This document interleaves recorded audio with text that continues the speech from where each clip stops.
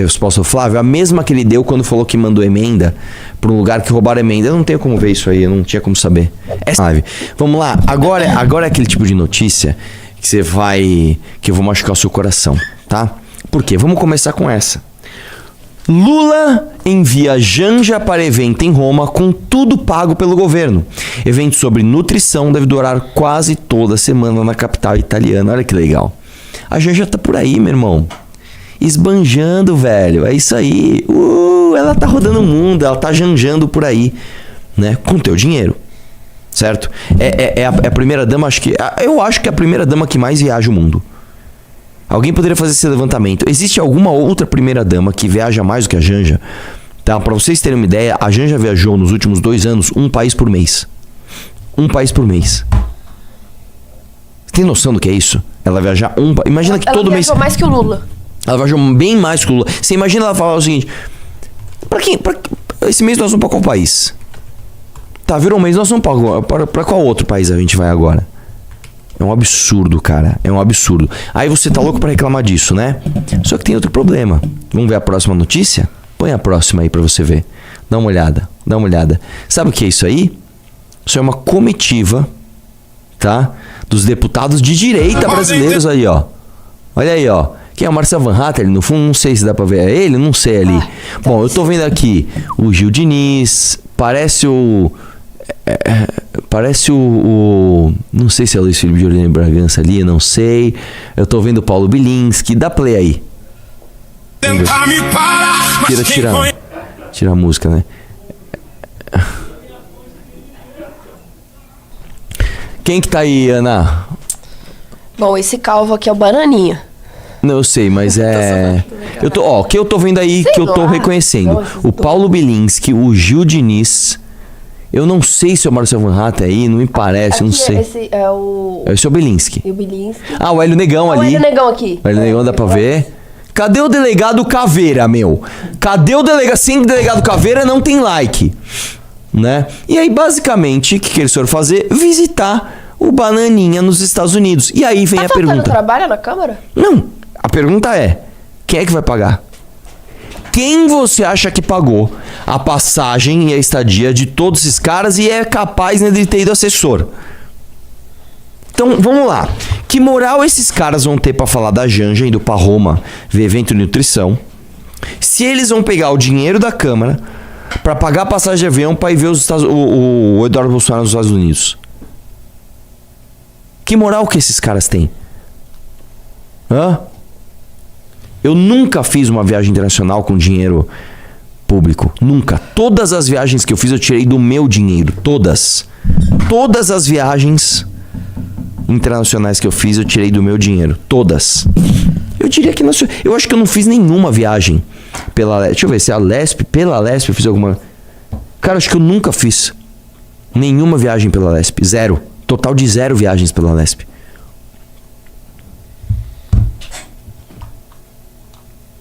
O cara mandou aqui no comentário, é verdade, o Jonas Lima.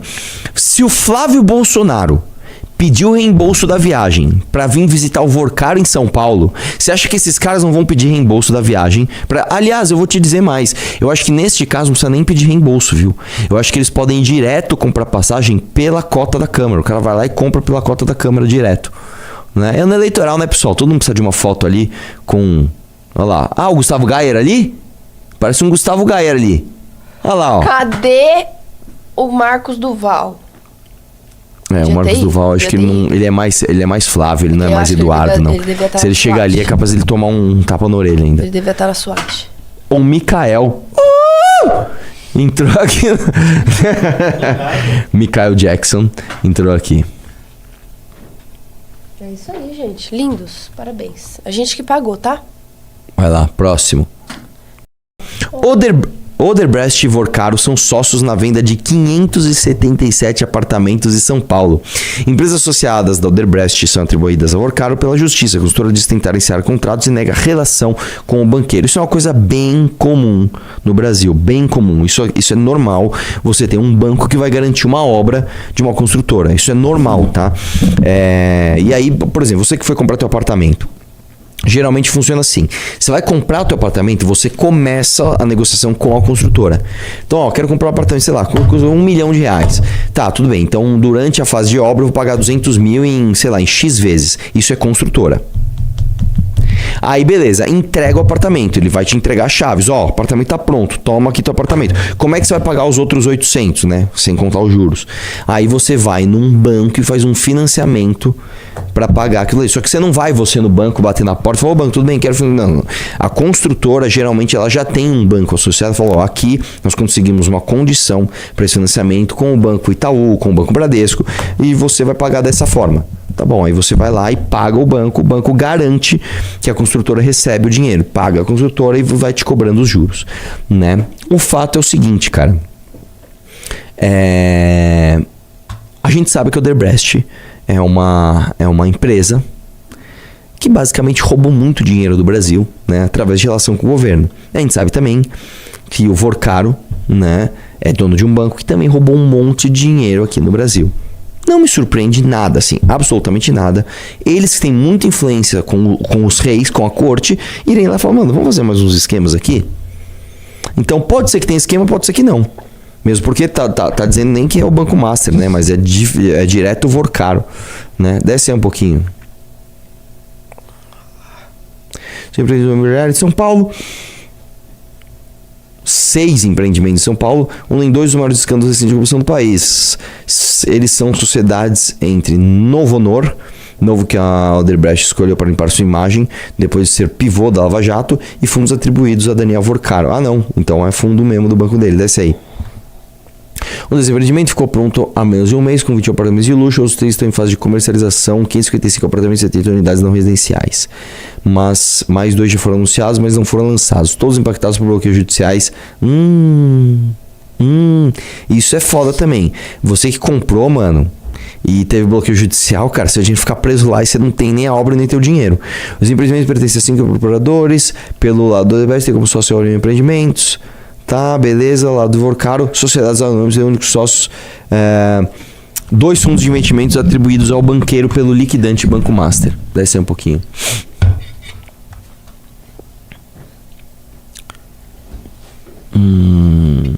Bom, é isso. Não tem nada demais aqui além da falência. Desce um pouquinho. Desce mais. E acabou. As corporações, governança. Aqui aí também desce aí um pouquinho. Tá muito no início. Não, mas vamos entender o que ele faz. Ele tinha 2 fundos, a Lunar Quality Golden, e aí pegou o Verde Bahia e o Magma e o Pérgamo, que são donos dos empreendimentos, esses 6 aí que vocês estão vendo. Aqui quem construiu foi a Odebrecht. Tá bom, é isso. Vamos lá? Próximo. E o like, gente? Estamos com 6 mil pessoas ao vivo. Mano, dá like aí, vai lá. Mensagens revelam troca de favores entre traficantes do CV e pré-candidato do PL no Rio de Janeiro. Traficante do CV relatou ao ex-assessor de TH Joias encontro e troca de favores com Gutenberg Fonseca. Desce aí um pouquinho, vamos ver quem que é esse cara. Mérito que ganha quando eu resolvo algo, disse o traficante do Comando Vermelho, índio do lixão, para Luiz Eduardo Cunha Gonçalves, Dudu, ex-assessor do deputado TH Joias, em junho de 25. Quem ganhou o mérito, segundo a conversa, foi ex-secretário de Defesa do Consumidor do governador do Rio de Janeiro, Gutenberg Fonseca. Desce aí. Trocas de mensagens receptadas pela PF, obtidas na coluna, mostram que o traficante índio do lixão, entre maio e agosto de 25, falou ao menos 5 vezes sobre encontros ou troca de favores com Gutenberg Fonseca. O político foi indicado por Flávio Bolsonaro para Secretaria de Defesa do Consumidor em 2023 e ficou até abril de 2026. Ele será candidato pelo PL à Câmara dos Deputados. Mano, deixa eu ver se eu entendi, se eu tô falando besteira. O Flávio Bolsonaro, ele condecorou miliciano. Ele empregou mãe de miliciano. O pai dele era vizinho de miliciano. Ele pegou policial para emprestar 16 mil reais de boleto pago em imóvel e não sabia como recebeu. Ele tinha miliciano pagando escolas e plano de saúde das suas filhas. E agora se descobre que ele indicou o cara que tem mensagem se gabando de trocar favor com ele para a Secretaria de Defesa do consumidor do... Mano, é muita coisa, velho. Não é um negócio que resvalou, que tá lá longe. Puta, meu, o cara, o tio do sobrinho do irmão do amigo falou que... Não, é muita coisa, mano. É muita coisa. É importante lembrar também que o Flávio Bolsonaro teve 300% de lucro em 2 imóveis em 8 meses em área de milícia. Isso não é coincidência, brother. Isso não é coincidência. Você acreditar nisso é igual acreditar, igual no começo da live quando a gente mostrou, igual o Lula falou que o receptador do celular, ele não sabia que ele estava comprando um celular roubado. Você é tão idiota igual eles. Você que acha que o Flávio Bolsonaro não tem nenhuma relação com milícia, você é um idiota, cara. Você vai me desculpar. Você vai me desculpar. Em 13 de maio de 25, segundo o relatório da PF, ocorreu a primeira conversa sobre o encontro de Gutenberg e Fonseca, que é chamado de Guto, por Índio e Dudu. O traficante do CV perguntou ao ex-assessor TH Joias: cadê você? Assim vou ficar fraco, indicando insatisfação com a ausência de Dudu. Tá geral aqui, Guto e todos, cadê vocês? Continuou. Na época, Índio do Lixão não tinha um mandado de prisão contra ele. Desce um pouquinho. Daí as mensagens, né? No dia seguinte, Índio disse a Dudu que iria encontrar com contar o que o doutor falou. Os dois ficaram 40 minutos numa ligação. Ao terminar, o traficante do CV pediu para que Dudu perguntar o que o Gutenberg Fonseca achou da atitude dele, que teria resolvido um problema de maneira rápida. Desce aí um pouquinho.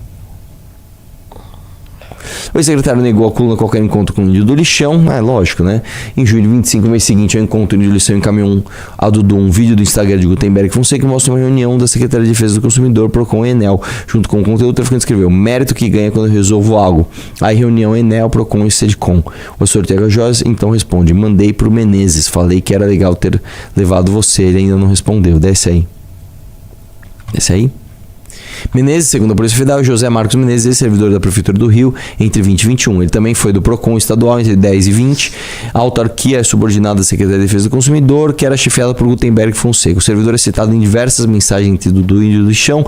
Até aí não tem nada, né? Pergunta da nomeação: se ele não for, eu vou em outro caminho já certo, disse Índio a Dudu, que respondeu: eu aviso ele. Uma hora depois pediu o número de identidade do traficante com a seguinte mensagem: vamos pegar logo essa nomeação. Ou seja, aquilo que Flávio Bolsonaro, né, indicou, estava basicamente sendo usado para dar cargos a traficantes. Aí sabe qual vai ser a resposta do Flávio? A mesma que ele deu quando falou que mandou emenda para um lugar que roubaram emenda. Eu não tenho como ver isso aí, eu não tinha como saber. É sempre... Você já reparou que esses caras são sempre assim? Indiquei o Cássio Nunes que devolveu direitos políticos do Lula. Não é culpa minha, não tenho como saber, não. Se tiver que votar para absolver, que vote. Indiquei o PGR petista que não processou ninguém. Eu indiquei. Agora o que ele fez lá não é culpa minha. Mandei emenda num lugar, roubaram o dinheiro da emenda. Não tinha como saber também. Eu mandei emenda, não tinha como eu verificar. Indiquei um cara que tava dando cargo pro cara do Comando Vermelho. Não tinha como saber também. Condecorei o miliciano. Não tinha como saber. Empreguei a mãe do miliciano. Não é responsabilidade minha, não tinha como saber. Pagaram escola e plano de saúde da sua filha em dinheiro. Não vi, cara, não tinha como saber. Cara, são esses caras que você acha que vão mudar o Brasil? Sério? Arthur, mas e se ele foi inocente? E se ele foi inocente? Se ele foi pedir dinheiro por Vorcaro sem saber que o Vorcaro era alvo do maior escândalo de corrupção? É exatamente isso. Eu vou pedir dinheiro pro Vorcaro, eu não sabia que ele era. Aí ele foi preso. Fui lá pedir por um ponto final. Inocente. Engraçado que são eles mesmos que falavam assim: então quer dizer que todo mundo ao redor do Lula era bandido. Exatamente, só ele era inocente. Exatamente. Isso vale pra eles também. É a mesma coisa. Puta que pariu, velho. Que país do caramba, velho. Desce aí um pouquinho, deixa eu ver se tem mais. Acabou? Irmão, caso o Marcos não resolveu, o que você acha do Guto chamar o Júnior e dar o papo? Disse o traficante. Posso falar com ele. Já fala com o Marcos agora, senão eu ligo nele. Gutenberg Fonseca, respondeu o Dudu. Desce aí um pouquinho. Dias depois, diálogo entre o assessor TH Joinha de pauta que Marcos José Menezes teria marcado reunião que teria presença de Gutenberg Fonseca, um encontro tal na sede Procon tal. Desce aí um pouquinho. Beleza. Então é isso, né? Que coisa legal. Que coisa bacana, Flávio. Mais uma coisa sobre a sua tutela que você não viu, né? Próximo. Peraí, só um minutinho.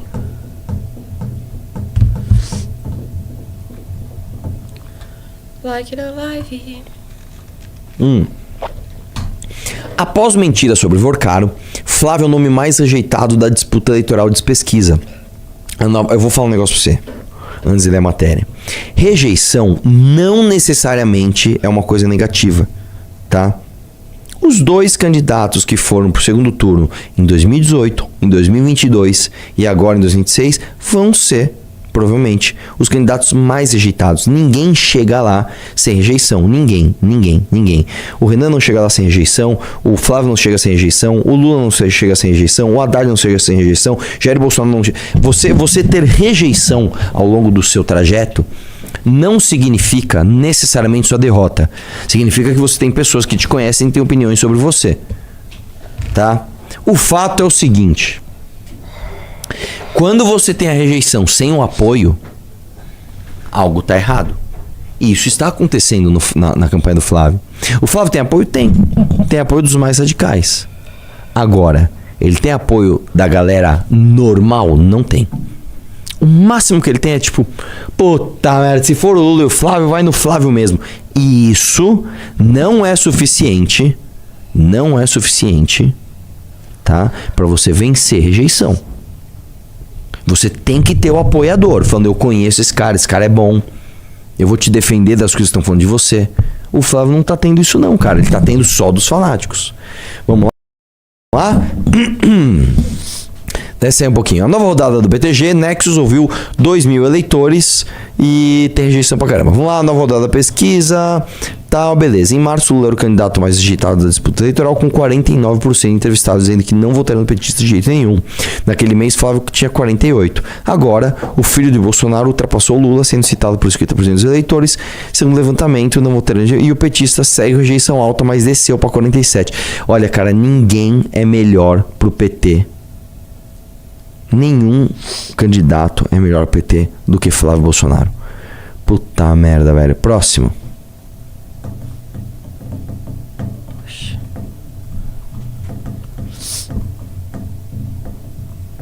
Agro se reúne e reavalia apoio a Flávio após envolvimento com o Vorcaro.